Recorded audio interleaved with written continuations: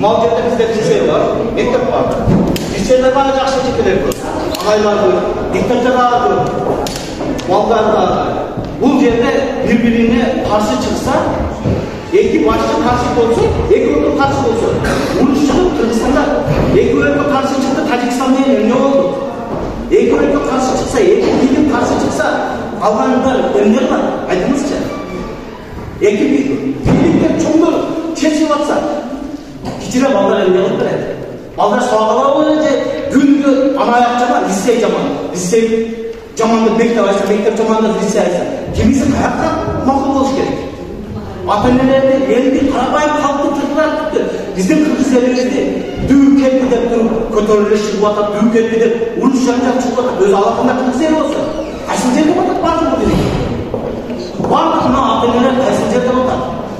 Bu el bölünüp tutup kalan koymuş öyle. Bundan olsa erteki anam lisenin araya oldu dese, barda mektep kalsa, mektepin araya oldu dese, lise varsa, canazalar etki olur. Başkalar etki olur. Bu mallarda bölünüp tutup atarız da. Biriktiriş gerek, olursa bir gelişmeye geliş gerek. Lisenin nesnası var mı? Lise sağlığı olsun. Liseye zam gerek mi? Zamlı kesilmektir. Birbirine gelişimleri, çeçimleri biriktirip olsa, usul yerden çoğalma mallar gelecekte ağırlığı bilmeke varsa, usullar bu yerden kariyası çiftliklerine uzunsa, hayırda var kurbalda. Kaysın çelik var. Kamaklar var, başkalık var, başka yerleriniz yok. Bu mallarda geleceğini oynamadan adam, mallarda geleceğini oynamadan adam. Ayrımın tüylü olarak ayrımlıkta başı iş gerek, hakim tüylü olarak hakimge başı iş gerek, kişine birlikte başı iş gerek var. Musulman dinliğinden birlikte başı iş, başı etmekten. Farsayın dinliğinde sünnetten unutlup deseler yok. O zaman biz başımızı ağlayatsak, başı iberatsak, tinçilik olmayatsak, ataneler, bu yerde biz birisine unutmasınlar mektepte. Buna yerde hazır sizin kalasanız alıp var, görsetleri, saz serileri var da balon kaçır. O zaman aksakallar bakımlardan çıkarır, büyükten çıkarır, baldan çıkıp gelişir. Bu cağı 2,5 kilometrede gelişir, onlar 5 konu. Eğer kalamayan gelişir. Eğer kalamayan gelişir bu sorular. Birinci klasda alırlar, her bir atanede mümkünçülük çok. Maçtasını yapıp kışta tepkiler. Arabayın kalkmaz. Balonda, çoğu zaman, ılay, Muhammed Camanay kapandı. Kıyıncılık. Isır, kışakta yapmalı, biz süzle bakır öldüğünden taşmaların geleceğinin içine tam görüş gerek mi? Ahlak karan dövsün, ertenge kıyamatta bakanda, ahiret bakanda kayda olamıyor bunlar. Az bu dünyada özümüzün kızıkçılığımızda öyle olsa. Ahiretten neden çok biliyoruz?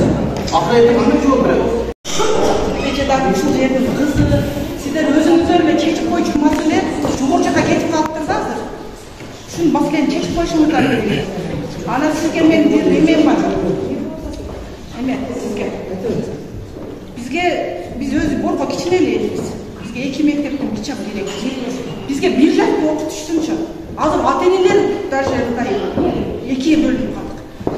Okuçular birbirine uğraş olmalı. Oşanca bizge jalağan mektep okutuştu. Lise okutuştu. Bizge bunday gerek yok. Bir simen oldu. Bunday keçmerinizden şunu. Bir jakta. Liseyden ne diyorsunuz ha? Общий лицей был, birinci klasdan lisey bol okutuştu. Mektep bol okutuştu. Geçen günde geçen günde sizler selam vergen депутаттармен geçen mesajlaşканбызда кандай кылайын турганда сиздер эми элдин тандап алган депутаттарсыңар. Мен сиздер кандай да чечсеңер ошонун артынан турамын, аракет кылабыз. Силерди эл ишени шайлаган деп айтсам, алар айтты, сиз айткан туура эмес эле. Экөөсү да бириктирип туруп бир мектеп кылып коюңуздар.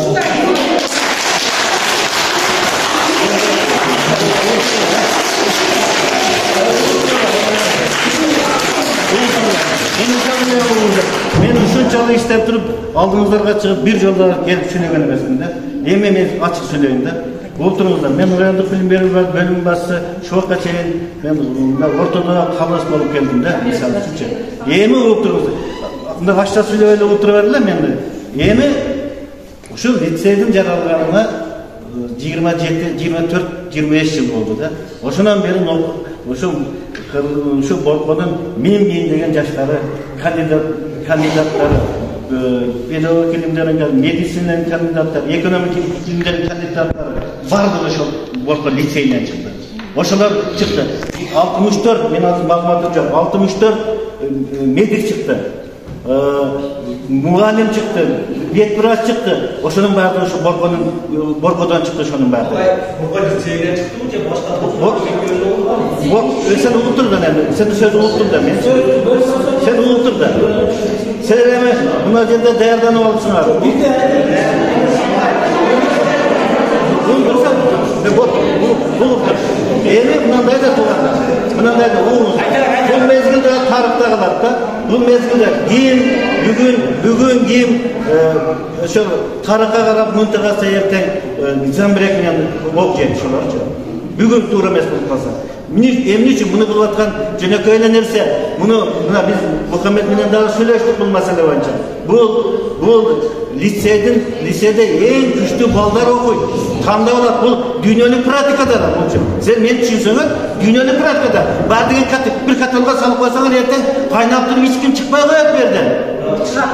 Çıkmay koyat. Unutursana çıkmay koyat.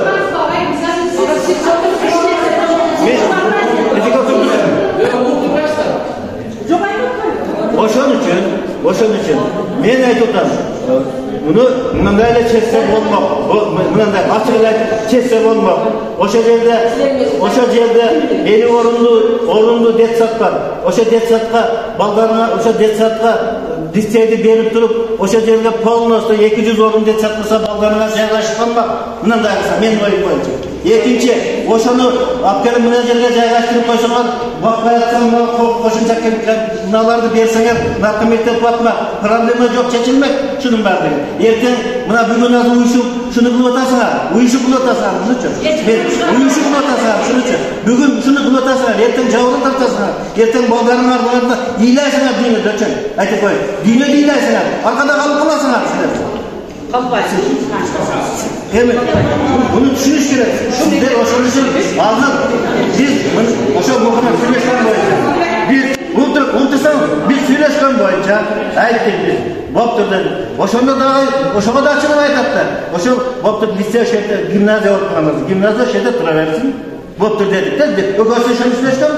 Ana buna, oşan da Kıtay'dan baldan emez. Oşaldağı sizlerden baldarım var, tuğanın baldarı şolarlar. Oşonu buna, oyakta Aktoğuz al oldu, jananda spor sal oldu, aşkanası oldu. Oşolarga, oşol aşkanı paydananı verip, oşol liseyde şunu verip koy degende. Nesi bu düşmanlık bu? Cürbiyesi yok mu? Anam ne de carası? Cürbiyesi yok. Mülkün olmaz mı?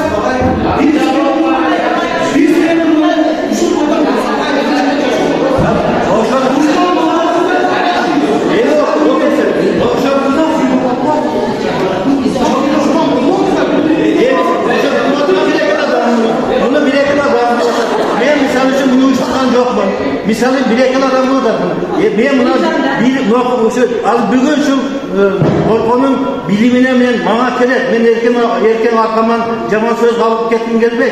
Şu bilim yerinin başarı turganda kaşa olgan degen sözü kaldırıp kettim gelmey de.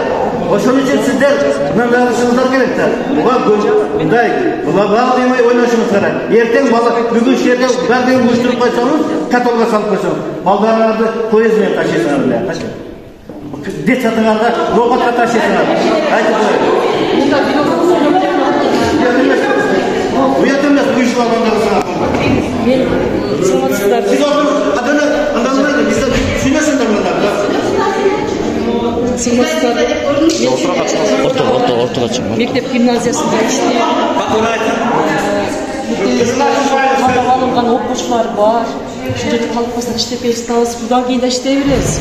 Себеби бүгүнкү күндө талабы ошо лицей, гимназияларга шарт түзүп берүү, баланын келечегин сындырбоо, ал баланын тандоосуна коюу.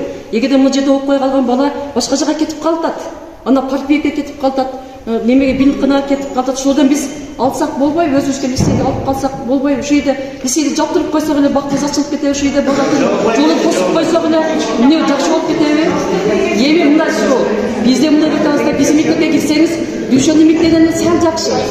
Бирок биз окута беребиз, майли. Эгерде бербесе, мына эски помещение бербесе, ошол жерде окута беребиз биз. Төбөс түшүп калганга чейин окута беребиз. Эми биздин максат эле ушул жерге кирсек, кичине аз-маз условия болуп калса болду эле да биздин балдар үчүнчү. Ошол гана. Анан бербейбиз десеңиздер, биз окута беребиз ал жерде эч нерсе болгон. Бүгүнкү күнгө чейин мыкты окуучуну чыгарып келгенбиз, дагы эле чыгарабыз. Биздин эгерде сиздер кичине адилеттик кылып, кичине шарт түзүп бериңиздер деген гана суроо. Биз мына урушка катышканыбыз дагы жок. Биз азыр болуп эми эле келдик. Биз эч нерседен кабарыбыз жок. Сабакын окуп отурабыз. Сиздер ушул адилеттик чечим күтөбүз. Сиздер эчекке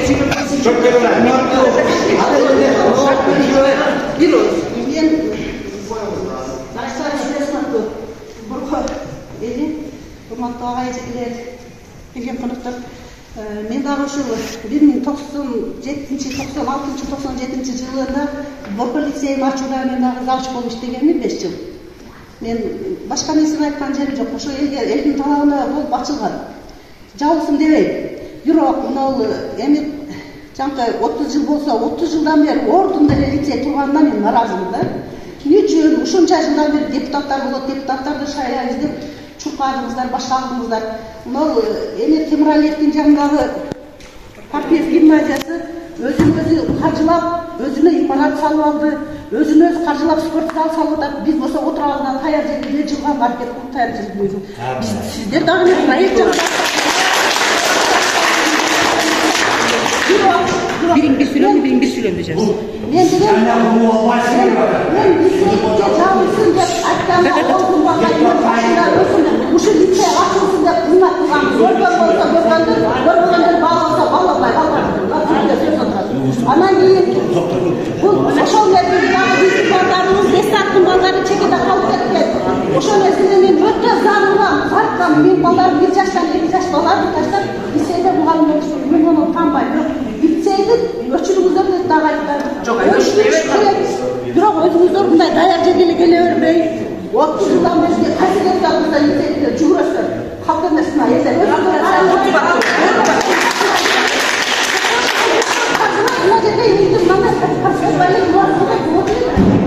Azından oşan ele aytayın dedim ga. Так мен бирөө сөз менен ателен аша сүйлөймүн. Кечиресиңер коноктор неме болду? Мына да айбыз мына неме районда киши сиз шу жердесиз, тумушуңуздан жерден өтө мына шу мектеп 700-900-дан 400 окуга түшүп калган. Мына 3-4 жыл мурун. Мектеп мындай сасенеде болгон эмес. Жүрөгүм ооруйт эле. Биз лицейди жабылсын деген жокпуз. Ушул мектепте сиз окугансыз, сиз дагы билимдүү болгонсуз ошо. Жогору жака жеткенсиз. Ошондо өтүп атып, эмнеге ушул жоголуп кетти, 11-класс жоголуп кеткен менин. Жоголуп кеткен. Ошондо катты элеңиз, эч ким лицейди жап деген жок. Лицейди төлөп барсаңыз, аварияны состояние, мен ошону обычный немен айтайын. Мына, ушуну айтайын мен. Пожалуйста, ошол ордунда калсын, ону керек эл журт менен неме кылсын, көтөрсүн, мамиле кылсын. Биз менде окуган жакшы элим. О, аралдан келген мына окуп, менде эч ким келген жок, буларга проблема жок. Мектеп жакын.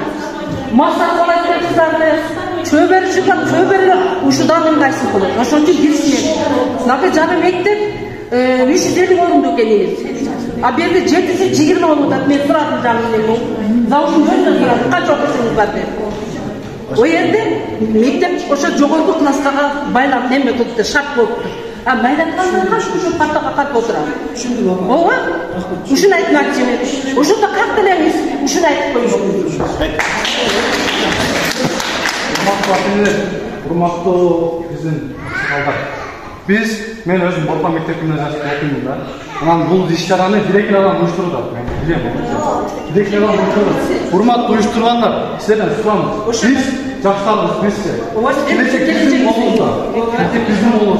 Биз билимдүү болушубуз керек.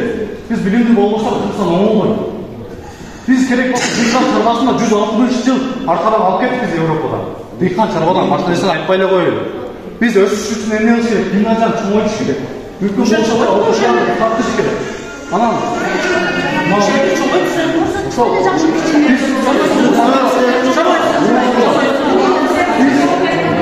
жаштарга калат бул дерт бардыбыз кетебиз. Өлөбүз биз бардыбыз. Зачем керек бар жөнүнө жаттырып. Biz өлөбүз.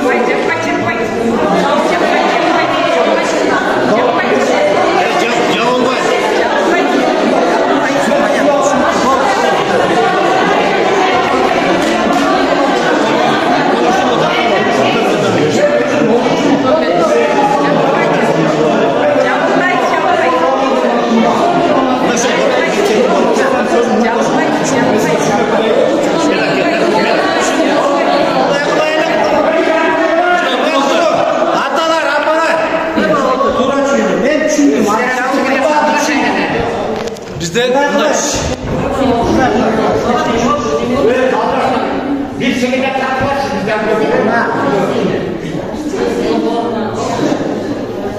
Bir chet өлкөлүк окуу жайда chet өлкөлүк окуу жай chet өлкөлүк окуу жайдын кире беришинде жазып коюптур жазып коюптур мамлекетти талкалайм десең мамлекетке согуш ачып миллион миллиардтарга курал жарак сатып алып адамдарды өлтүрүп бири бирине салып берүүнүн кереги жок. Биринчи билим берүү системасын талкала деп жазылып турат бүгүнкү күнгө чейин. Билим берүүсүн талкала деп.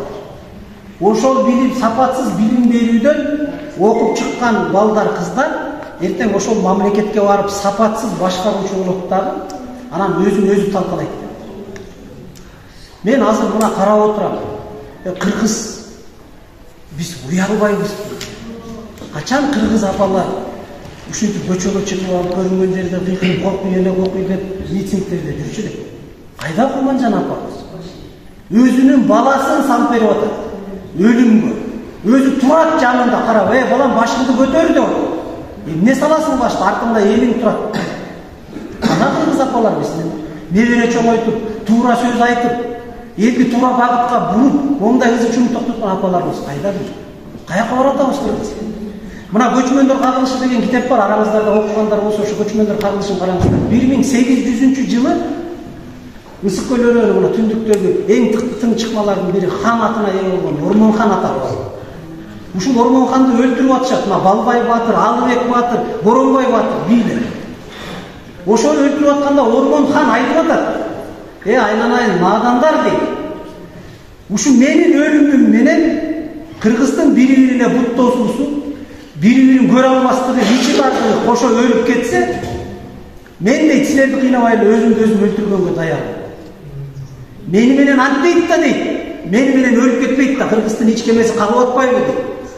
Мына бүгүн чогулуп мени өлтүрүп аткандар ынтымакта болот. Эртең бири-бириңерди өлтүрөсүңөр.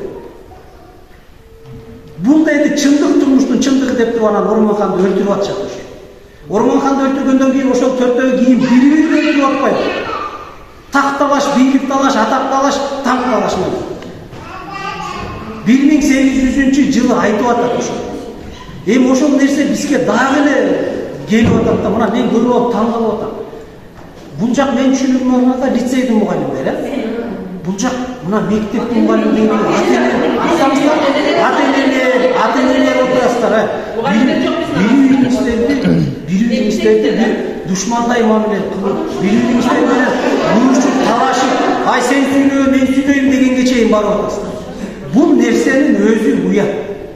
Эмне үчүн президентибиз жан талашып, чуркап, балдар билим алсын деп мына мектептерди курдуруп атат. Эмнеге?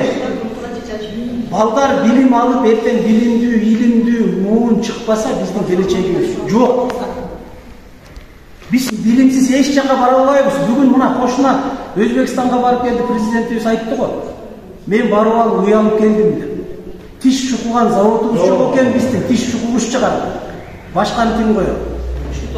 Мына биз өткөндө областтар аралык барып, Оштон барып, Андижан облусуна барып көрүп келдик. Чындыгында уялып келдик. А биз болсо ушул жерде турган имараттарды талашабыз. Имарат силердики эмес, кечирип коюңуз.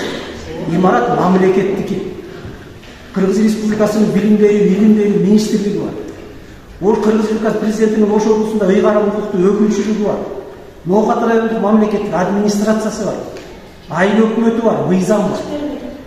Буга чейинки мыйзамсыз болуп келген аракеттин бүт бардыгы бүгүнкү күндөн баштап токтотулган. Баягындай аймактын ноокаттын өзүнүн президенти, өзүнүн ханы, тиги өзгөндүн өзүнүн президенти, өзүнүн ханы деген заман бүттү тууган. Ким акчалуу болсо, ким күчтүү болсо, ошолор келип башкараган, ошолор келип бийлеп, ошолор келип чечкен заман бүткөн. Бүгүн Кыргыз Республикасында бир гана крыша бар, бир гана домкрат, Кыргыз Республикасынын президенти. Кыргыз Республикасынын конституциясы бар, мыйзамы бар. Ошол мыйзамдын аткарылышын кепилдикке туруп берген башында Кыргыз Республикасынын президенти бар. Болду. Башка маселе болбош керек. Имараттарды чогулуп алып, 2ден 3дөн чогулуп, мен чечем, сен чечем, ага берем, буга берем деген маселе болбош керек. Токтотулуш керек мунун бар. Мамлекеттик бийлик бар. Ошолор отуруп алып, биз акылдашабыз да, кеңешебиз дагы чечебиз. Мына лицей деп кыйкырып атасыздар. Мына мен куттуу жерде турам. Мен дагы ошондой айылдан бүткөм. Аксай орто мектеби, Манас физика, математика багытындагы лицей болду. Менин классташтарымдын 5-өө лицейге кетип окуган. Мен алар менен душман болгон эмесмин. Мен алар менен кырылышкан эмесмин. Ал балдар физика, математика багытындагы эң күчтүү специалисттер болду. Мына бүгүн жогорку окуу жайларда сабак берип атышат. Мектептерде сабак берип атышат. Мен алар менен неге душман болушум керек? Адамдын өзүнүн тандоосу. Биз бүгүн кайра артка 1800-жылга кетпешибиз керек. Адамдын, баланын тагдырына ата-энелер анча-мынча адамдар уюштуруп, интрига кылып, ар жерде баланын тагдырына балта чаппаган. Баланын тагдырына балта чапканга эч кимдин акысы жок. Мына мектептерде энеси болушчактын кызы, тиги кызы болушча, эми энеси болушчактын кызы ыйлап, атасы болушчактын баласы ыйлап деген заманга келип атабыз. Мектепте мугалим кыздар уруп тилдеп коюп атса, кырылышып мына канча деген эме менен мектепте мугалимди кетирип алып барып баатыр болуп атабыз. Кокуй мына кетирип салып. Бизди жаткыза эле чаап окутчу мугалим. Жаткыза эле чаап салчу. Анан ошону барып ата-энең айта алчу эмеспиз. Эгер ушинтип мугалим уруп койду десең, ата-энең кайра кошулуп урчу. Сенде маселең бар, сенде де. Бир нерсе кылбасаң каяктан урат. Мына ошондон гана мугалимдин кадыр баркы көтөрүлгөн да, биз эжекелерибизди, агайларыбызды көргөндө 1 километрден качат элек. Чүкө ойнап аткан жерибизден чүкөбүздү алып качат элек. Ага эжекебиз келип атса алдынан өтпөйт элек кыйла. Салам айтып, жээке туруп анан өтөт элек. Мына мугалимдин кадыры. А биз бүгүн мугалимди кайерге түшүрдүк? Биз мугалимди бүгүн жерге таштап салдык. Тепсеп салдык, мугалим деген бир жүргөн байкуш. Эптеп сабагын берип атат да. Мына 30 жылдагы коррупция, мамлекеттеги толгон коррупциялык элементтердин акыры жыйынтыгы мына бүгүнкү күнгө алып келди. Чындыгын айтып моюнга алып коюшубуз керек. Мамлекетти итке минген абалга алып келип таштап салды. Бүгүн ошол итке минген мамлекетти оңдоонун үстүндө аракеттер болуп атат. Мына коррупциялык элементтердин бир эле нерсесин айталы, кумтөр. Ошондагы кокуй тиги кыргыз иштетсин, өзүбүзгө алалы десе чырылдап ар ким чыккан ушинтип уюштуруп ар кайсы жерде. Кыргыз иштете албайт, кыргыздын колунан келбейт, кыргыз деген талкалап коет, кыргыз барса эле жок кылат. Президент саясий эрк кылып туруп, аягына чейин туруп берди эле бүгүн кыргыз балдар, директору дагы, президенти дагы, зам директору дагы, кызматчысы дагы. Соп-сол менен иштеп атат, кумтөрдү талаптанып жок кылып жиберген жок кыргыз. Мына акыркы 28-29 жыл ичинде Кыргызстан ушу кумтөр иштеп аткан 29 жыл ичинде 81 миллион доллар пайда бериптир Кыргызстан. Акыркы 9 ай болду мына кыргыздар алып өзүбүздүн мамлекетке иштетип аткан 9 ай болду 220 миллион доллар пайда. Мына коррупция каякта жатат. Мына биздин кечеги 5 бал намаз окуп кудайлап аткан президенттерибиздин, премьерлерибиздин коррупциясы. Миллион, миллиард долларлар чөнтөккө кетип. А көрсө болот экен, президентибиз мына бүгүн чыгып айтты. Мен акчаңарды албайм деди. Мен бай болбойм, мага кереги жок. Мамлекетти бутуна тургузам, мага Алла насип кылып ушул жерди берди эл башчылыгы. Мен аягына чейин барам деди. Мына туруп атпайбы? Ошол кумтөрдүн эсебинен мына канча деген мектептерибиз курулуп атат. Бул бир эле мектеп эмес, ошол облус. 553 мектебибиз бар бүгүн ошол облусунда. Бирок ошол облусу билим берүүнүн сапаты жанагы ОРТ деп коет, жалпы тестилөөнүн жыйынтыгы, олимпиаданын жыйынтыгы, алтын сертификаттын жыйынтыгы, алтын тамганын жыйынтыгы менен эң акыркы 9-орундабыз. Кайсыбызга мактанабыз, кайсыбызга кырылышабыз мынтип бири-бирибиз менен. Эң акыркы 9-орундабыз. 7 облус, Ош шаары Бишкек шаарынан дагы эң артында 9-орунда турабыз. Мына 553, 10.073 мектепти бүтөт экен. Мына былтыркы бүткөн балдар 10.073 бала. Ошонун ичинен 44 болгон тиги сертификат алганбыз. Олимпиадада 1-орун алган бирөөбүз жок. Биз чырылдап атабыз, бул уят. Ордолуу, касиеттүү, берекелүү Ошто билим тармагында мындай болбош керек деп мына губернатор баш болуп чыгып атабыз. Мына билим берүү бөлүмдөрүнүн башчыларынан бардыгына тапшырма койду. Губернатор өзүнө чакырып алып, ушул жылдын аягы менен алтын сертификат чыкпаса, алтын тамга чыкпаса, олимпиадада окуучусу чыкпаса, андай мектеп директорунун кереги жок. Андай билим берүү бөлүмүнүн башчысынын кереги жок деп талап койду. Кетесиң. Себеби бүгүн мезгил башка, уктап отурган бай илгеркидей укта үйүндө жаткан жетекчилер кечирип койсун.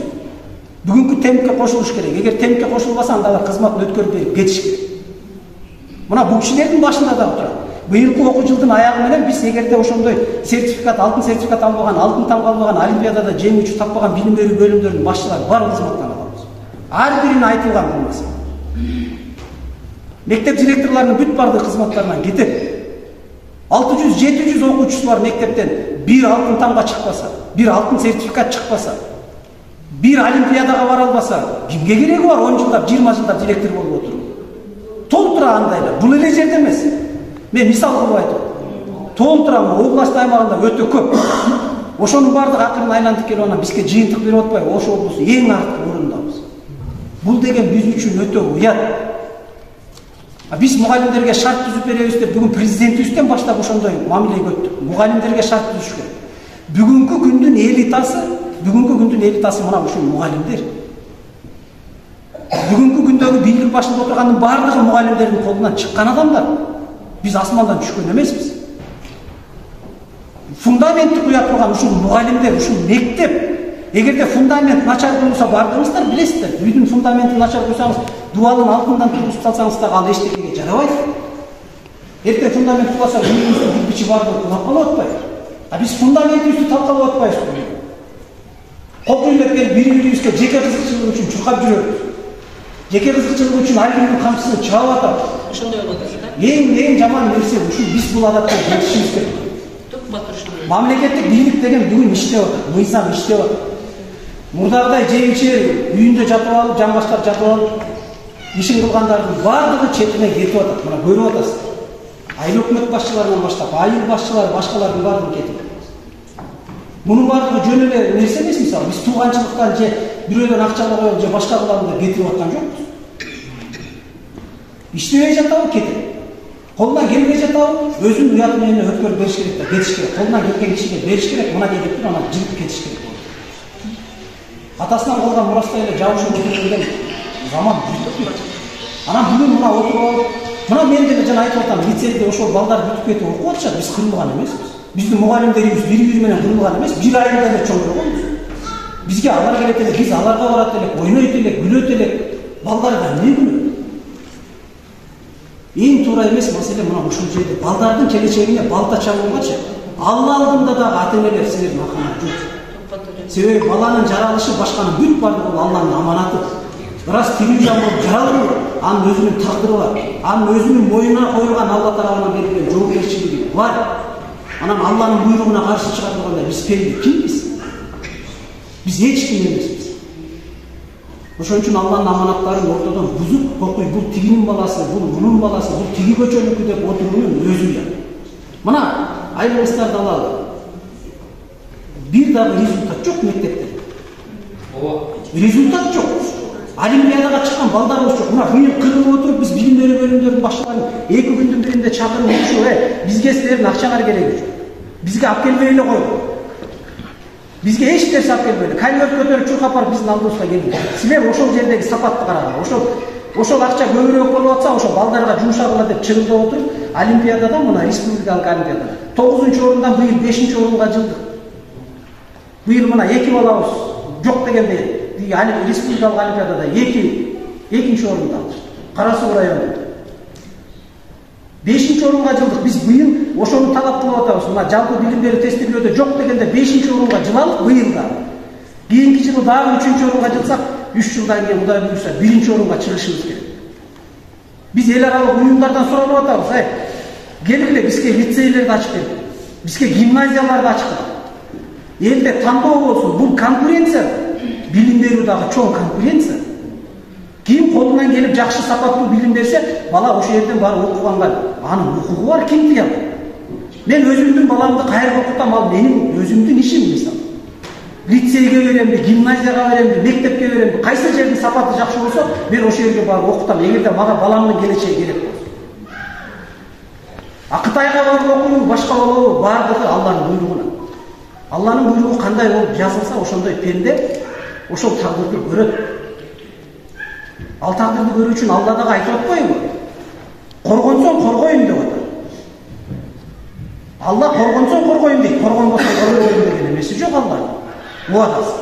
Коргонсоң коргойм дейт, жыл алдыга дейт. Өзүң аракет кыл пенде. Бай алмауш көзүмө түш деген жатып алып отурган заман ал эч кимге эч нерсе бербейт. Бүгүн көрүп атасыздар да, айылдарда ошентип алмауш көзүмө түш дегендин бүт бардыгынын жашоосу кандай? Чындап аракет кылып, кудайлап мээнет кылып, муктабай чуркап жүргөндөрдүн жашоосу кандай? Бүгүн заман ошондой. Биз рыноктук экономикага өткөнбүз. 30 жыл болду рыноктук экономикага өткөнүбүз. Анан бул имарат тигиники, анан тиги имарат мунуку, анан бул биерде калсын, тиги тиерде калсын. Уят. Биз мындай жерге минтип келбешибиз керек эле. Биз ноокатка кантип өнүгөбүз, кантип өсөбүз, кантип завод курабыз, кантип фабрика курабыз, канткенде жумуш жолун түзүп беребиз деп келишибиз керек эле районда. Айыл өкмөттүн башы оорубаш керек эле, райондун башы, райондук бөлүмдөрдүн башы оорубаш керек эле минтип. Эки көчө болуп кырылышып, кимдики тиги эли көбүрөөк болуп кетсе, ошону утуп кеткен заман андай болбош керек. Биз аны менен оорубашыбыз керек. Биз бүгүн ушундай маселенин баарын түп тамырынан тыркышыбыз керек. Заводдорду ачышыбыз керек, фабриканы ачышыбыз керек. Мына бөөдө кырсыктарды көрүп атасыздар. 2 күндүн биринде Кудайдын күнү экен, мына суу алып кетип, канчалаган үйлөрдү басып калды. Алла ошондой балекеттен сактасын. Мына көрүп атасыздар го кутурган өлкөлөр бүгүн кандай болду? Кургак жерине суу ташкып, суусу көп жердин бардыгына кургакчылык берип талкалап койду. Бул жараткан суу көп жерге кургакчылык берип, кургак болуп аткан жерге суу ташкындатып берип. Биз эмне менен ооруп атабыз? Күнүмдүк бир кичинекей маселеге келип алып, сеники мунуку ал тигинин кызы эле, бул мунун кызы эле, ана тигинин баласы эле ошонун тиги кызыкчылыгын талашпай чуркап жүрөбүз. Уят. Апалар айланай. Мына мен анда КТРде иштейт элем, Раматылык Мелис Эшимканов тирүү. Бизди ушу журналистика боюнча окутат экен силерди. Швейцариядан 2 аял келип барып ошо балдарды окутуп келгиле деп мен анда Ала Тоо программасында иштейт элем, маалымат программасында. Бизди жиберди ошо жерге. Анан биз журналистика боюнча окуйт экенбиз деп барсак, баягы 2 аял, бир 60-70-лердеги 2 апа. Кичинекей күчүктөрү бар. Анан аны кийинтип алган, тырмагына чейин боёп, баягы күчүктү кийинтип тийин эле сымайт, өзүнөн жакшы көрөт күчүк. Анан бизге сабак өтүп башында бир жарым саат журналистика боюнча сөз болду, анан эле гендердик саясатка өтүп кетти. Аял менен эркектин укугу, анан эркектер ошо декретке чыгыш керек, анан эркектер антиш керек, мынтиш керек деген маселе болду. Анан мен ошол жерден анан туруп ана которгочуга айттым, сен сөзмө сөз которуп бер. Кечип койгула, силер биринчи саясатыңарды жүргүзөрдөн мында кайсы мамлекетке келип атканыңарды, кайсы элге келип атканыңарды анализдеп алып келгиле. Бизди кыргыз деп коет. Кыргыз кызын сыйлабаган эл деп эч ким айта албайт. Дүйнөдө кызын сыйлаган кыргыздан башка эл жок. Эгер кыргыз кызын сыйлабаса, Курманжан апабыз чыкпайт эле. Мейли Курманжан апабыз кеченки окуя экен. Каныкей апабыз. Мына 1000 жылдык Манас тарыхы деп жүрөбүз. Манасты манас кылган Каныкей деп ар бир сөзүндө баса белгилеп атпайбы? Тамагын даярдап, кийимин даярдап, олбогун даярдап, куралын даярдап, башка жака чыгарып, узатып, жакшы сөз менен кайра тозуп алып атат. Кыргыз эгерде кызын сыйлабаса, жаңы мырзалар, кыз сайкалдар чыкпайт эле. Биз кыргызда дедим, сиздерге окшогон 60-70-деги апанын арты 10дон, алды 30тан небереси бар деп. Ошолор келип балдарын небереси менен убара алып, ошолорду тарбиялап, ошолорго багыт берип, ошолорго жол көрсөтүп, келин кызына жардам берди. Кудай сактасын дедим, 60-70ге келгенде силерге окшоп 2ден күчүк көтөрүп, ошону 1ден күчүк сылап, күчүктү сүйүп калгандан Кудай сактасын. Биз деген улут нарыктуу элбиз, буңгулуу элбиз. Анан бизге келип алып ошентип эки ортодо бузук салып, анан аял менен эркек дегенин токтоткула деп, анан мен балдарды алып алып кетип калдым кыздарыбызды. Маселе ушунда болуп атат, апалар. Сиздердин багыт, сиздердин бул дүйнөгө келген, мойнуңуздарга ийилген жоопкерчилик бирөөнүн кызыкчылыгы деп ар кайсы жерге чыгып чуркоо эмес. Сиздердики таптакыр башка. Бейиш эненин таман астында деген Куранда жазылып турат. Башка эч кимдин сөзү эмес. Жараткан айтып атат. Бейиш эненин таман астында. Атанын таманында эмес, башка бирөөнүн таманында эмес. Ошол бейиштин ээси сиздер болуп атасыздар. Бейиштин ачкычы бейишке кире турган жердин ээси. Бүгүн ошол наркты, ошол бейиштин ачкычын жоготуп атпайбыз. Биз чындыкты моюнга алышыбыз керек. Бүгүн апаларыбыз каякта? 2 күндүн биринде жумушка келип, айланайын деп эле мынтип кезек болду. Темеледе жебирем жок билбейм деп. Качан кыргыздын кызы ошентип көчөгө чыкты? Качан кыргыздын апасы бар ошентип колун кесип көрүнгөн жерде сүйлөп, ар кимди коркутуп көрүнгөнгө курал болуп атты эле саясат. Келгиле наркыбызга кайта. Качан болсо кыргыз жаман, кыргыз кечинип келет, кыргыздын колунан келбейт, кыргыз жок болот, өзүбүз кичинекей алакандай элбиз деп өзүбүздү баскандан басканыбыз көп. Кыргыздан улуу эл жок, кыргыз бийик элбиз. Кыргыз бардык нерсе колунан келе турган элбиз. Мээнеткеч элбиз, эмгекчил элбиз. Боло берет турмушта тиги айрыкча кыргыздар деп өзүбүздү шылдыңдайбыз. Тойго кечинип келсе кыргызбыз да дейбиз. Биз андай жаман сапаттарыбыз менен мактанып бири-бирибизди шылдыңдабай алдыга чыгышыбыз керек. Бул улуттук идеология ушул. Президенттин акыркы жарлыгынын негизи да ушул. Улуттук наркты сактаган кыргыз бойдон калабыз. Бизде жазылбаган мыйзамдарыбыз бар. Өзүбүз тарбиялап келген элбиз. Кызга 40 үйдөн тыюу деп коет. Не деген тарбия? Кызга 40 үйдөн тыюу, 40 көз карап турат. Атаны сыйлоо, энени сыйлоо, маршруткага түшүп калсаң орун берип туруп. Кайсы элде бар ушул? Кайсы эл айтат ушул? Эч ким айтпайт. Кыргыз кагазга жазбай эле айтып келгенбиз тарбия. Кечинде баланын бетин ачып, айдын жарыгына алып чыкпа. Кечинде акты көтөрүп чыкпа ачык, үстүн жап. Муну биз келгенде кагазга бирөө жазып берди. Биз ушундай эле тарбиялап келбедик. Карынын алдынан чыкпа. Кесип өтпө жолун дейт. Биз ушундай эле улуу эл болуп тарбияланып келген. Ошол улуулугубузду жоготуп кетип атабыз. Мына мамлекет жетекчилери, область жетекчилери, айыл өкмөт, райондордун бүт бардыгынын кылар иши ушул. Кайсы жерге барып талаш. Менин айылыма мунун атын коюп коюптур. Болбойт, тигинин атын коюңдар дейт. Айланайын, эшмат эмес, ташмат эмес, мага деше космос деп коюп алды. Маселе ал айылдын аталышында эмес. Биз бүгүн алдыга жылбайбы, кайра эле тетип коктогулукта кете бербей арттырып. Уруу болуп бөлүнүп көрүнгөн жерде боз үйдө жашаган заманга келебиз кайра. Бүгүн заман алдыга кетип атат. Эл өсүп атат, жер өсүп атат. Биз ушуга келеличи, келиңиздер, ынтымакка келеличи, биригеличи. Бизди бириктирбей, өлкөбүздү бузуп, чачагандыгын отурган бардыгына жагат. Ошондой каалоо менен жүргөн жарандарыбыз толтура алабыз. Кыргыз бирикпесин, кыргыз өнүкпөсүн, кыргыз өспөсүн дегендер. Келгиле ынтымакка келели. Баланын тандоосу бул баланын тандоосу. Мына 690 бала экен мектеп. 690 бала. 375 орунду мектеп бүтүп атат. 2 смен менен эле окуп келген, 3 смен менен окуган. Эмне бизден жаман адам чыкты? Биз жаман болдукпу? 2 смен менен, 3 смен менен окуган. Ал мектептин имаратында эмес. 3 этаж, 5 этажда окуганда эмес. Мен 1 этаж мектепте бүткөм, жалпайган тиги чатыры менен. Биз жаман болуп кеткен жокпуз апалар. Ал ар кимдин жүрөгүндөгү сезимде. Алланын салган мына жердеги сезиминде жүрөгүңө кандай нерсени салса, Алланын аманатын пенде кантип аткарат, ошондо белгиле билим берүүнүн сапатына көңүл буралы, каяктагы бир нерсени айтпай, талашпай. 124 бала мынакей лицейде окуйт деп атат. 690 балага 375 деген бул 2 смен менен соп-сонун болуп бүтөт деген нерсе. Ашканасы турат, спорт залы турат, башка окуу каналары турат бүт бар. Не талаш кылып? Көчө болуп, имарат талашып, көчө болуп, үйлөрдү талашып отурат. Мына 190 орунду эски мектеп. Мына балдар окуй эле жатпадыбы билим алып.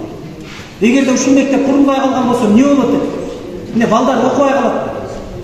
Ушул менен мектепте мына Алла насип кылган мектепте бардыгы бүткөн, мына сиздер деле бүткөнсүздөр ушул мектеп. Эмне жаман киши болдуңуздар? Ушул жерден эле эл мыктылары чыкпады, эл башкаруучулар чыгып бүгүн иштеп атпайбы дүйнө жүзүндө? Тиги Кыргызстанга электир. Биз болгону пендечилик көрө албастык деген, пендечилик бири-бирибизге бут тосуу деген иштардыктан кетели.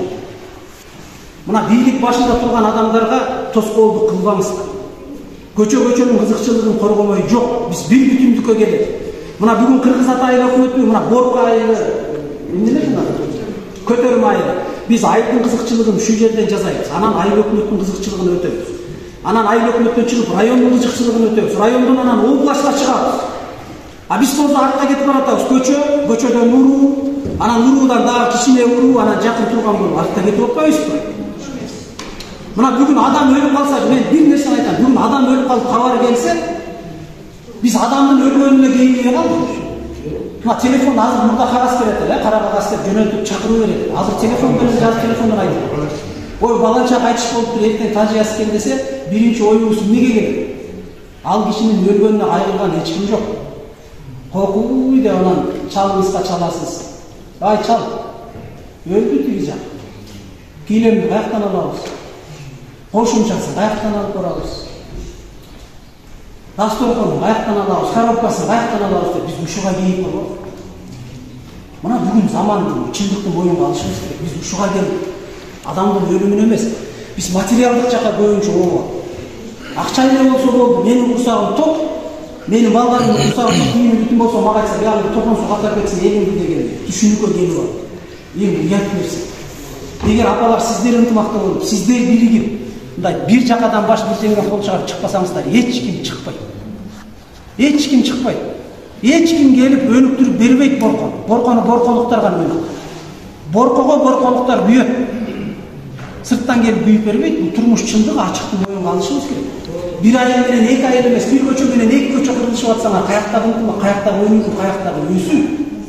Мына бүгүн азыр барып, эл орунду швейный цехтин ачылышын көрүп келдим. Эмнеси жаман? Сиздердин эле келиндер, сиздердин эле кыздар болду. Иштеп атышат баягы. Канча айлык алып атасыз десем, 15 миң сом айлык алып атат. Мына bir келин 17 миң сом айлык алдым деп сүйүнүп отур. Эмнеси жаман? Биз ошондойлордон оорубайлы адамдар. Швейный цехтерди ачалы, башка ишканаларды ачалы, мекемелерди ачалы деп пайдап келе турган айыл өкмөткө акча түшүрүп. Айыл өкмөттүн башын мындай уруу менен монтип кырылышып мектептин имараты менен башын унутпашыбыз керек. Акимдердин башын ортуп мындайга байлабашыбыз керек. Акимдин башы башка болуш керек. Айыл өкмөт уктабаш керек күн-түн бул айылды кантип өнүктүрөм?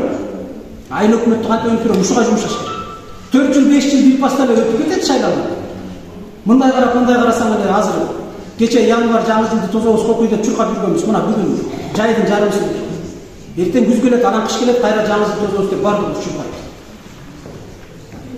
Ошон үчүн бир ынтымакка келелик дагы мындай болобуз. Мамлекеттик бийлик деген бар. Айыл өкмөт, район, билимдери башка. Мыйзамда кандай жазылса ошондой болот. Элдин талабы кокуй тигүү деп чуркап алып токтотушубуз. Эл бүгүн айылдын өсүшү, өнүгүшү бүт бардыгы мамлекеттик бийликтин кылып аткан ар бир кадамы айылдын өсүп өнүгүшү үчүн деген аракет кылып. Биз душман эмеспиз. Район же башкалар душман эмес.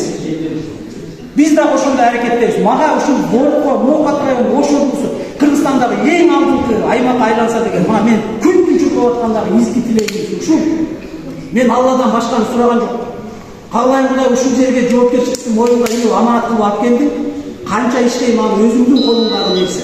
Бирок ушул жерге келгенде аюу менен иштеп кетейин. Эртең баягы келгенде ушинтип бузуп кетти эле, талкалап кетти эле, жоюп кетти эле деген артымда жаман сөз калбасын деп Кудайдан суранганым ушул, тиленгеним ушул. Булар деле душман эмес башкалардын. Баланы тандоо деген ал жана окууну тандоо баланын өзүнө коюп, ар бир ата эне өзү билет. Кимге берет? Кимге окутат? Анан ал окуган балдар бири-бири менен душман эмес. Биз өзүбүз чоңдор бузабыз. Отуруп алып ана тигиге, буга деп ар кимдин кызыкчылыгын көтөрүп чуркап жүрөбүз. Ошондо улам анан жаман келди. Азыр эми мындай мына Кудай оймейин десе, Кудай оймейин деп тынчтыгын берсе, эң берсе, ушул мектеп дагы бүтөт. Апалар, эгер Алла насип кылбаса бул мектепте эле бүтпөй калат. Эч кимибиз билбейбиз бүгүн эшикке чыгып азыр эмне болобуз, кимибиздин тагдырыбыз кандай. Алланын аманаты экен, мына ушул нерсе буйрук кылып тынчтык берсе, ден соолук берсе, ушул мектеп бүтсүн, ак жолтой ошол элге билим бере турган мекеме болсун, сиздерге кызмат кылсын, балдарга кызмат кылсын, элге, өрөөнгө кызмат кылсын, ак жолтой мектеп болсун. Ошол жерге мугалимдерибизге рахмат айтышыбыз керек. Ар бир баланы элестетиңиздерчи, мына үйдө аталарым отурат, бир эки баланы окута албай, нефтенип, жинденип, акырында жубай уста түртүп коюп кетебиз, эмнеч, окутчу, карачы, бул жалган ба? А мугалим деген бирөөнүн 30-40 баласын чогултуп алып, ошонун жоопкерчилигин алып, А деген тамганы үйрөтүп, балага А тамгасын үйрөтүп, айрыкты үйрөтүп, келечекке адам кылып чыгарып. Мээнет ушу киши менен. Баягы Каразандын артында, Көшөгөндүн артында мээнетти көрбөй атабыз. Көшөгөндүн артында толгон токой мээнет жатат. Ошондуктан мугалимдердин бүгүнкү күндөгү коом алдындагы ордун көтөрүшүбүз керек. Биздин болгон аракетибиз ушуга кетет. Мугалим деген бул мөмөлө дарак бекер эмес. Баарыбыз эле мугалимден окуганбыз да, туурабы? Жок дегенде 11-классты бүткөнбүз да. Жок дегенде эң акыркыбыз 9-классты бүткөнбүз. Аракеттер болсо ким шөкүн кыла бурда, жана эмедеги. Шөк аудиттеги. Тааныш билишиңиз жокпу бул жер? Жок. Буга тарта тигини деген маселе жок. Мына эл акыйкат таза аныктап бересиз. Сиздерге түзүлгөн келишим да кошулду. Чыгарып бересиңер, жанагы сабактардын бүт бардыгын бирөөнө жазып, бирөөнө окутуп, бердирди. Өзү чет тилчи мугалим болсо кыргыз тилинен сабак берип жүрүп деген бүт бардыгын ачыктап тактап туруп чыгарасыз. Мыйзам бузуу бардыгы эмеге өткөрөбүз. Мамлекеттик тиги укук коргоо органдары бар, өткөрөбүз. Кызмат органы билим берүү бөлүмүнүн башчысы карайсыз. Райондук администрация билим берүү бөлүмүнүн башчысынын дагы тиги эмесин карайсыз. Жоопкерчилигин карайсыз. Себеби ар бир тарификация мектептен берилгенден кийин райондон бекитилет бүт бар. Ошол жердеги отурган эсепчисинин башкачысы туура эмес мамиле кылып, ошого жеңичинен баягы бармак башты көрсөтүп мамиле кылган бүт бардыгы ошол маселеге жооп берет. А мамлекеттин эмеси мына мектеп бүтөт эртең. Кудай буйруса, Кудай аманчылыгын деп мектепке көчүрөбүз балдарды. Анан кийин чечилет бул жер. Кимдерди киргизебиз, кандай кылабыз? Бул мамлекеттин милдети. Элди бузуп, башка кылып, чуркап, тигип кылганыңыздарды токтотуңуздар. Сиздерден өтө чоң сураныч. Мен өзүм үчүн суранбайм. Мамлекет үчүн, эл үчүн, сиздердин балдар үчүн суранабыз. Биз суранып атабыз азыр дагы лицейлерди, гимназияларды ачып бергиле деп, алып келгиле деп. Себеби 553 мектебибизде мына Нокатта билимкана. Бир эле билимкана бар экен, ошонусу кичине алдыга чыгып. Кичине. Себеби балдарды ошолор окутуп, чыныгы билимди берип атат. Ошол балдарды кичине алдыга жылдырып, анан алдыга чыгып кетип атабыз. А ошондой билимкана эмне үчүн бул жерде болсо болот? Эмне үчүн бул жерде болсо болот? Ким ага тоскоолдук кылат? Мына мамлекеттик бюджеттен каржыланабы тиги жанагы лицей? Айлыгы бардыгы, айлыктан төлөнбөйт, райондон төлөнбөйт. Рахмат айтып. Миллиондор кетип атат да айлык акысына мугалимдер. Биз үйдө отуруп алып кыйкыра беребиз. А миллион мамлекеттик бюджеттен кетип атпайбы? Эгер ошонун бардыгын эртең токтотуп салсак, биз өзүбүз менен тагдырыбызды өзүбүз талкалап атпайбызбы? Эл ача албай жүрөт башка жерде, гимназия лицей. А биз ошону мамлекеттен келип аткан акчаны жок кылгыла, бизге кереги жок, биз алып отуруп атабыз. Акча келип аткан нерсе келишпейт. Атан көрө ошону өркүндөтүш керек. Туура айтат эжеке. Мооз ачып отурбаш керек лицейди директор. Жазгыла. Ар кандай долбоорлор бар. Ар кандай долбоорлор. Шыпыр түшүп кетти, анан дааратканасы антип калды, минтти деген маселе болбош керек. Мына 96-njy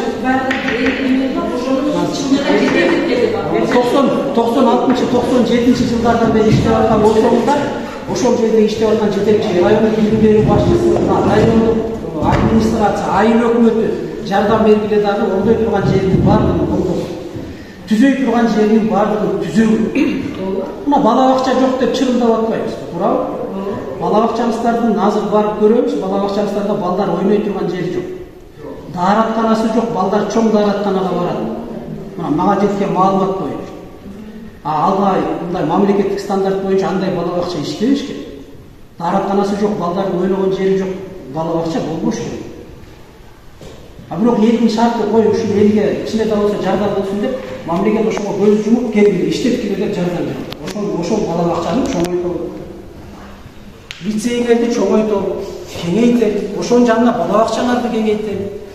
Кимге жаман болуп атат? Ким жаман? Эмне? Башка бирөө келип окуп, башка бирөө келип басып болуп атат. Өзүбүз эмес, өзүбүздүн балдар эле. Ашып кетсе ушу тегеректен балдар келет да, туурабы лицей? Нокат районунан келет, Кытайдан келет, башка жактан келбейт. Анан бул конкуренция эки жетекчинин гана ортосундагы маселе. Ошого көрө чечип коюш керек. Мектептин директору экөө отуруп эле чечет бул маселе. Элге көтөрүп чыгып, көчөгө чыгарып, урууга салып, сен жакшы, мен жакшы деп турбайлы, ошол экөө отуруп алып ынтымакта экөө ынтымакта иш алып барат. Бул ошондой болгон менен эле, ошондой болгон күндө бүт баардык маселе чечилет да. Тупка туура айтасың. Эгерде ошондой маселе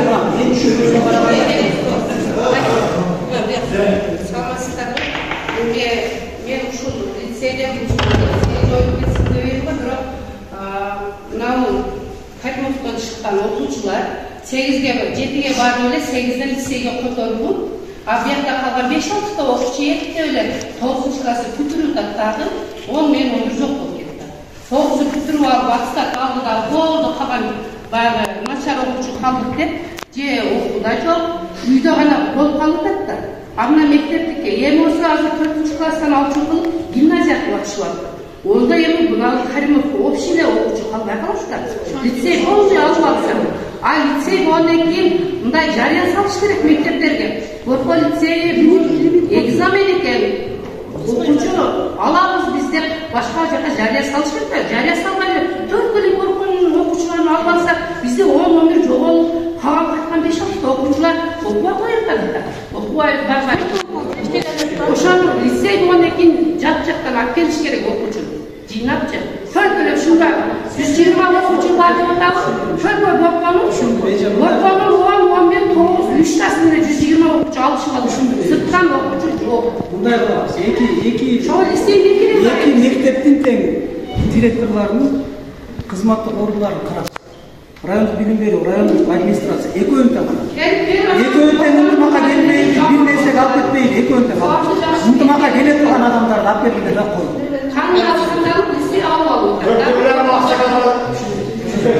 Азыр эми Кудай буйрса ата, мына сизге сөз берем. Ушул нерсеге келеличи туугандар, келгиле. Биз бир элеге бириге.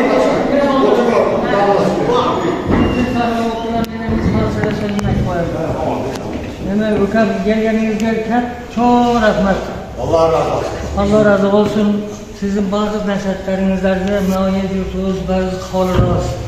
Erkeninize kılavuz. Yerge mektepte, sağ melekte, murmana ikisinin mektepte baldarız jaksınları okuvayla geldiğinler. Hiç böyle bir yerine.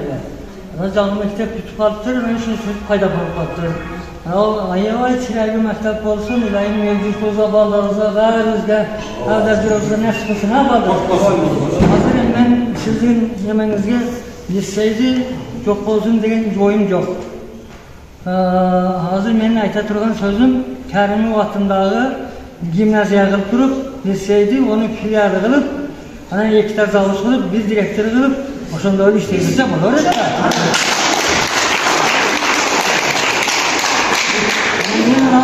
Vallahi dersatsı olaylı var. Dersat bize gerek. Öğret yerde o canımı bölümden baldarın, üyünde baldarın isim karayelmey, işleyelmey, kıynar vatsadıkan. Muğatla barolar, terlerini yapar olan karayelmeyenleri üyde baldarın karışıp, şu yeri kesse var, araba tartıp, başkaları birilerinin uzmanlıktan kılışı öptep, bir eksiğinden genç bağı vatandan, hakkından işleyelmey, baldarın karaya oturacak da.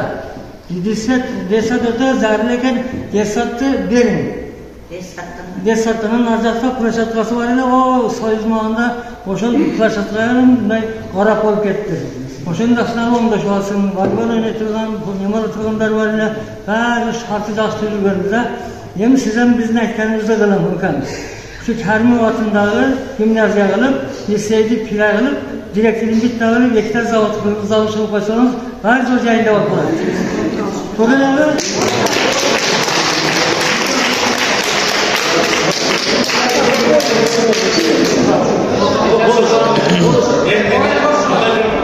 Benim kalı sözlüğü aylar, benim adamlar gelirse, ben şunu aynı başım.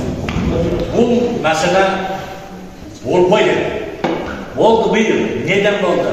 Bir yerde biri hat yazandan var. Hat yazdı, lisey yazdı. Liseyden oturup bular yazdı. Şu anda bir yerde o ateşler uşağında bölündü. Bu kaça bölümden ne mesele? Ben şöyle 25 yıldan beri işledim.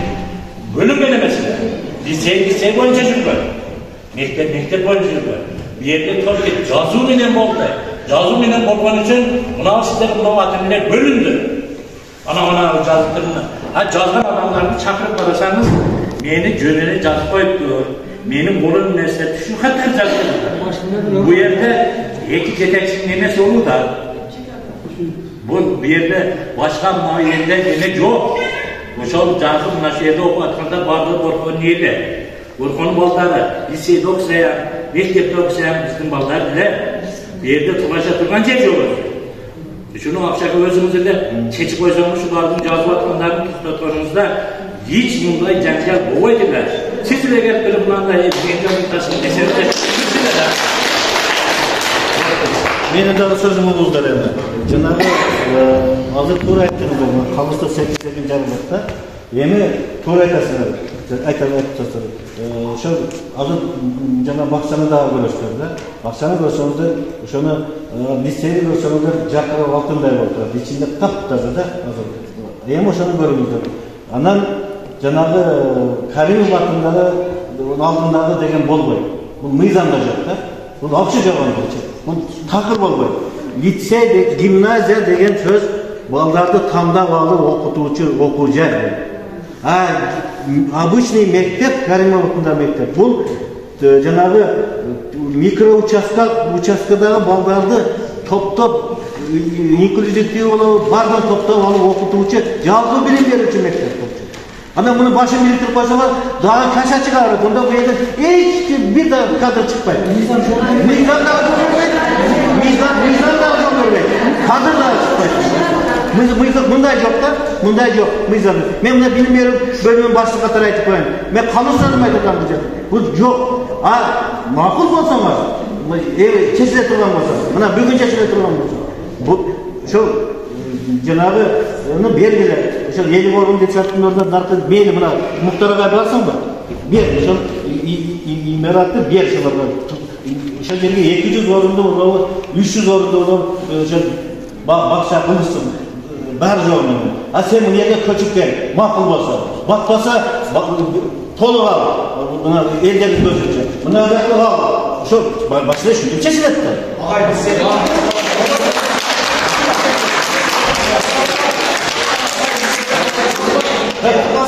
Лицей azı gimnazya oldular. 5, 6, 7, 8, 9, 10.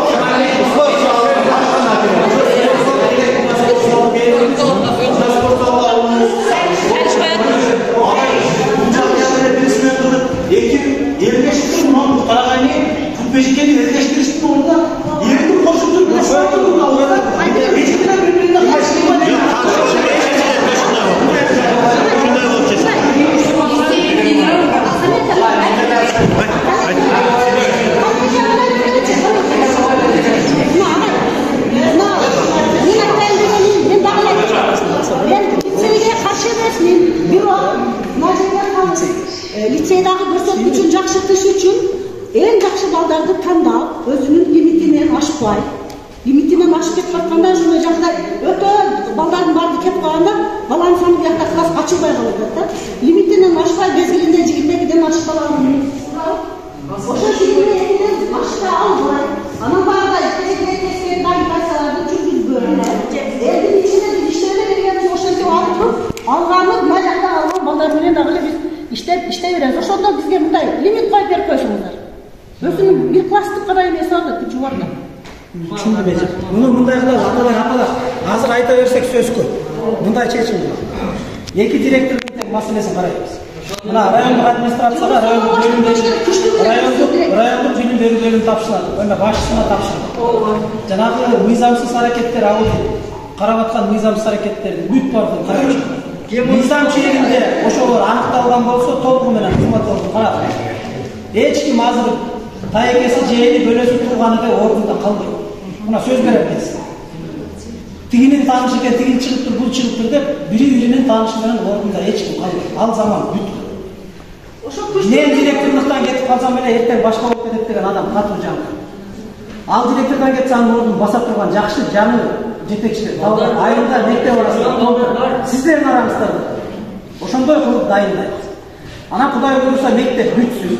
Ага чейин талашып тартышып айыл өкмөттү райондун баардыгын бир жок нерсе менен алып келип алектентпеңдер. Булар өз иши менен алек болсун. Бүтө турган болсо сунуштарды биз мына бийлик башчылар баардыгыбыз отуруп сүйлөшөбүз. Кандай болгондо элге, мамлекетке пайда болот деп. Ошол лицейге спорт зал менен ашкана керек болсо, мүмкүн спорт залы менен ашканасын алып, ошолор иштете турган кылсын да, калгандарын мектеп эсебине бөлөбү, бала бакча киргизебизби, кандай кылабыз?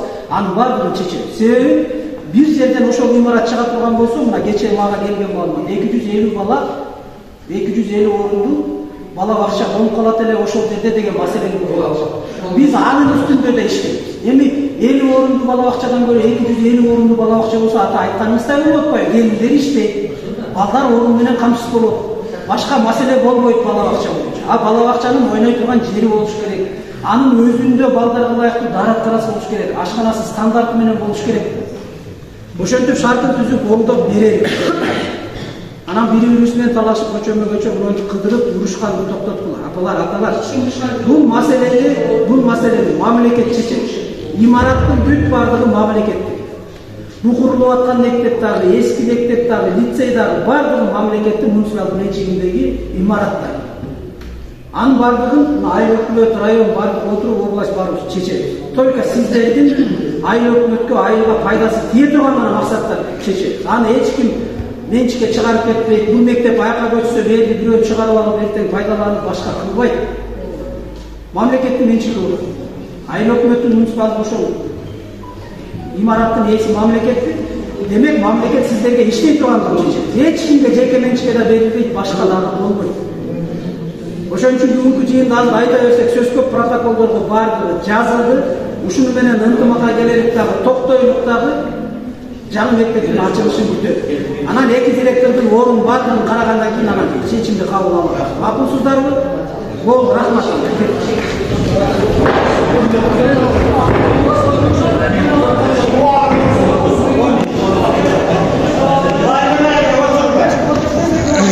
Айтың, тез.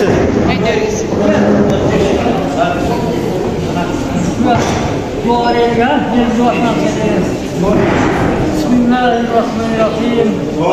Esselatu vesselamu ala Rasulillahi sallallahu aleyhi ve sellem.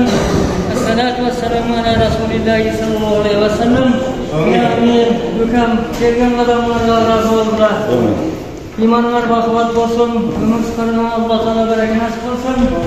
Daim Allah Teala versin, içine dönük olsun. Allah Teala zorluğunu ortak olsun, Müslüman olma sevgili olsun. Allah Teala şu sizlerden Allah Subhanahu Teala'ya başvurular istiyorlar. Allah Teala daim sözünü gözleyen Allah Teala daim yoldan olsun.